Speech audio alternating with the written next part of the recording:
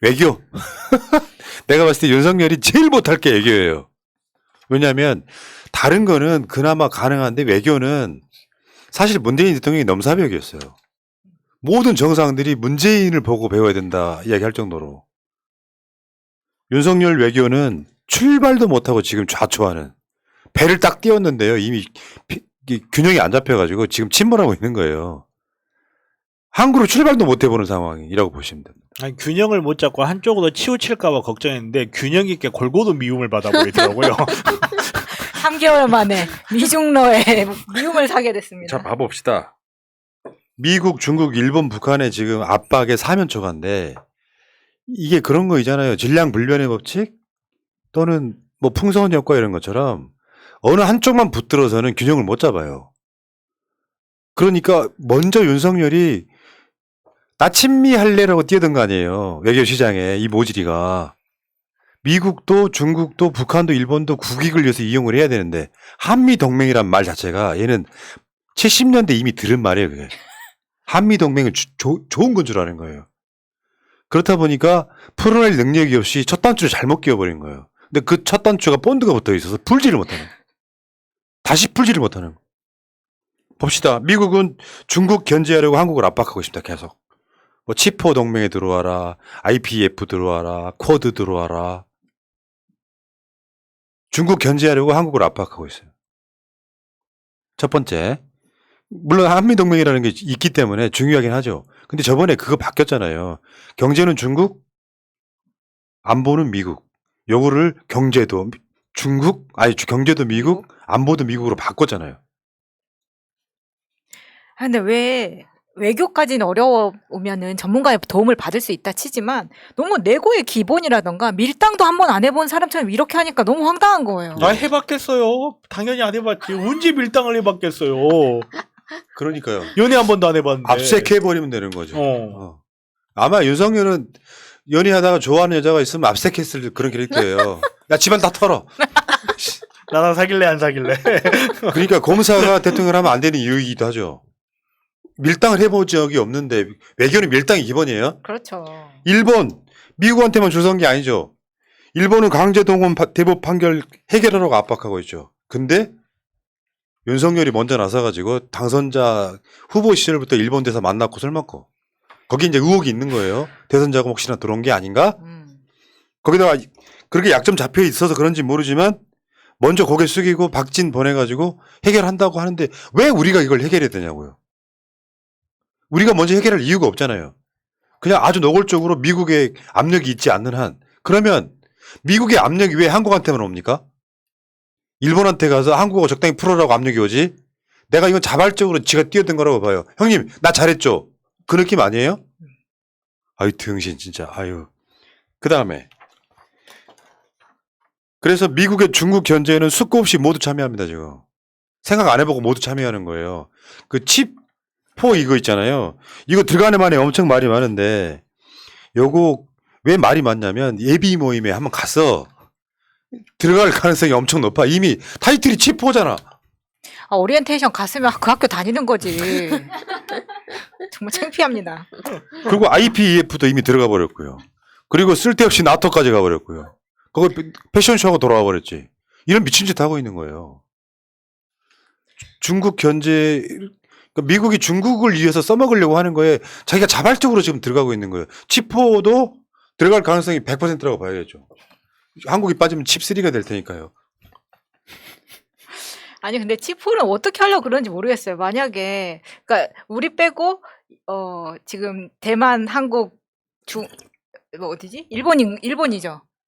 아, 다 모르십니까? 대만, 한국, 일본, 대만, 한국, 일본, 미국. 네, 그러니까 네. 중국 수출을 못하게 하는 거잖아요. 그러니까 미국에 공장을 지을 경우에 10년간 미국이 원하지 않는 나라에 반도체를 수출할 수 없게 만든다고 했단 말이에요. 그러면 우리한테는 분명히 타격입니다. 왜냐하면 한국의 반도체가 수출 물량이 40%가 중국인데 그거 어떻게 커버할 거예요? 예. 근데 여기를 양양자가 커버를 치고 있더라고요. 양양자가요? 이게 말이 되냐고 반도체 위원회 뭐 하면서. 양양자가요?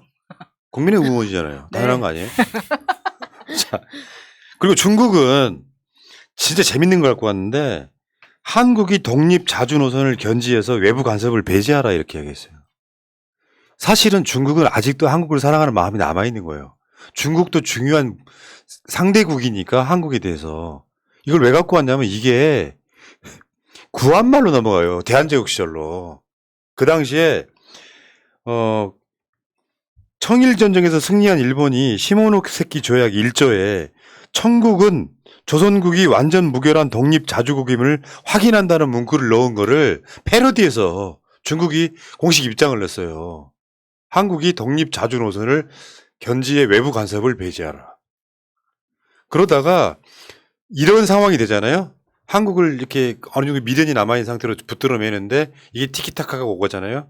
그러면 중국 정부가 사드 때 공식적으로 사드를 갖고 한국 기업 물건 사지 마라 하지 않았어요. 중국 정부의 공식 입장이 아니에요. 국민들이 자발적으로 망하게 만들어버려요. 그리고 북한은 지금 윤석열 새 대북 정책의 메시지에 무응답이에요.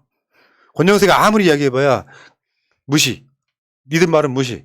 왜냐 선제타격이란 그 단어가 너무 임팩트가 강하거든요. 그렇죠. 네. 그리고 강력 보복을 예고하고 있어요. 그러니까 미국, 중국, 일본, 북한에 어느 한 곳도 만만한 곳이 없고 다 사이가 나빠 지금. 사이가 나쁘다기보다는 미국에 먼저가 줄 서 있기 때문에 생긴 문제들이 이게. 그럼 뭐냐? 어떤 문제가 생기는 거냐면 외교 같은 건요. 전 정부가 했던 기조를 유지해야 되는데 이걸 소위 말하면 급변침이라고 해요. 기조를 확 바꾸는 거. 그렇게 하면 안 된다는 이야기 하는 겁니다. 문재인 정부가 잘했던 외교를 그걸 유지하면서 외교는 왜? 문재인 정부 외교는 국익 우선의 외교였기 때문에 그런 방식으로 유지를 해가면서 국익을 보호하는 게 우선이어야 되는데 모자란 대통령 하나가 난 미국의 줄설레부터 시작된 게 정말 나쁜 결과로 오고 있는 거죠. 바이든과 내 생각은 미국- 100% 일치합니다. 펠로시는 아니라던데요. 왜 펠로시 새로운 애입니까? 아이고 이게 되게 웃긴 게 웃길 수밖에 없는 게 치포 이게 지금 아베가 했던 거 그대로 지금 하고 있는 거예요. 아베가 우리나라를 상대로 경제보복하면서 했던 거 나 니네들한테 물건 안 팔아 어떻게 되나 보자. 한국이 기술 개발해 보이잖아요. 한국이 지금 반도체 기술이 좋다, 생산이 좋다라고 하지만 우리가 중국에다 안 팔면 중국이 이거 못 때웁니까? 불산하고 똑같은 거예요. 아무리 반도체가 현대 사회의 쌀이다. 근데 쌀 못 키워서 안 하는 거 아니거든요. 한국에서 갖고 오는 게 그냥 걔네들 입장에 더 싸요.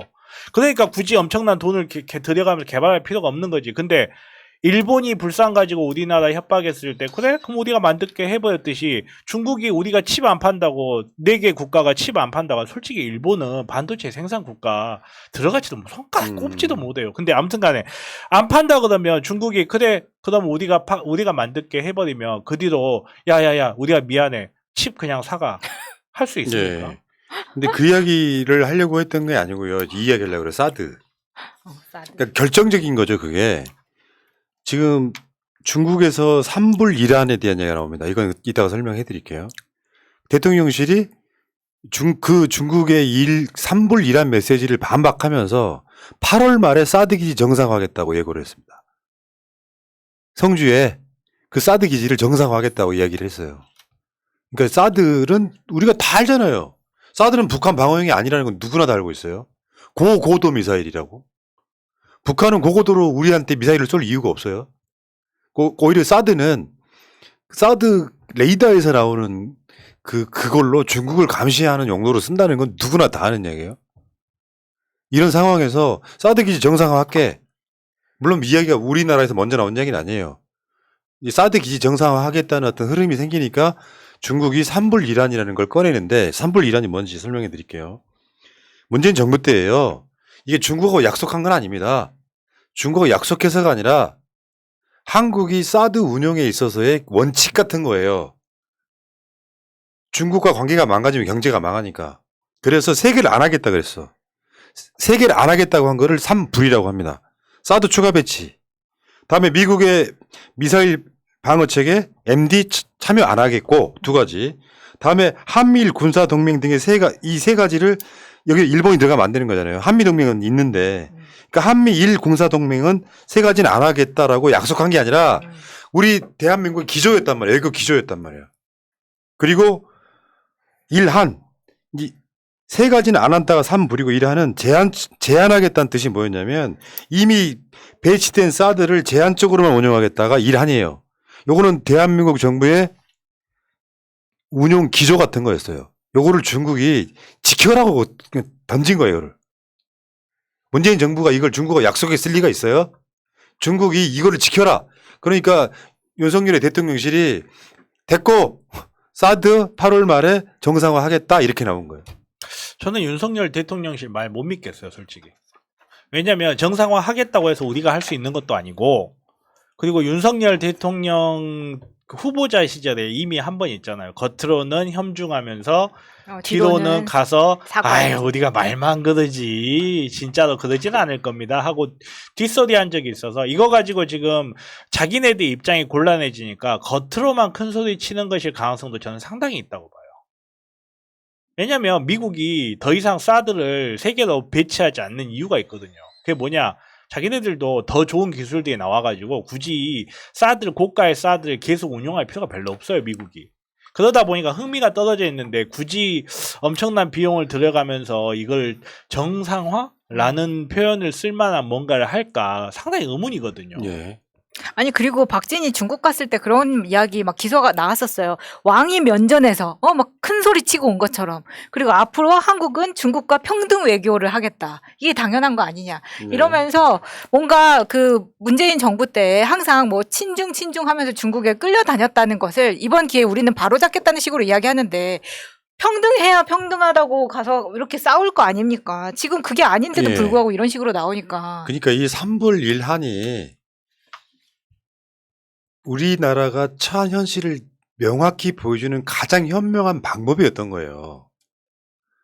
박근혜가 사드를 그냥 국민적 동의 없이 깔아버렸잖아요. 난리를 쳐면서. 그러면 그 중국 리스크가 생기잖아요. 그 중국 리스크를 최소화하기 위한 방법으로. 미국 편도 들지 않고 중국 편도 들지 않고. 그 중국에서 그것 때문에 중국과 한국의 관계가 정상화되고 좋아졌던 거거든요. 윤석열이 이제 사드 배치 정상화를 하겠다고 하니까 중국이 이런 반응 보이는 건데, 아무튼 윤석열이 경제에는 그런 방식으로 풀면 안 됐던 거죠. 나는 미국 편, 마치 그런 느낌 아니에요? 미국 편 안 들면 암살당할 수도 있어 같은 술집 아저씨들 이야기 있잖아요. 거기에 경도돼가지고 미국 편 안 들면 나 큰일 날 수도 있어가지고 대통령 되자마자 난 미국 편. 형님! 딱 조폭처럼 고개 숙인 거 아니에요. 그러니까 바이든 오니까 바로 그 깊은 마음에 그냥 폴더로 인사해버린 거 아닙니까? 아니 미국 앞에서 굽신굽신, 일본 가서도 굽신굽신, 뭐 중국 앞에서만 자기가 큰 소리 쳤다고 뻥치는데 이것도 믿을 수가 없죠. 네. 자, 외교도 큰일이네요, 진짜.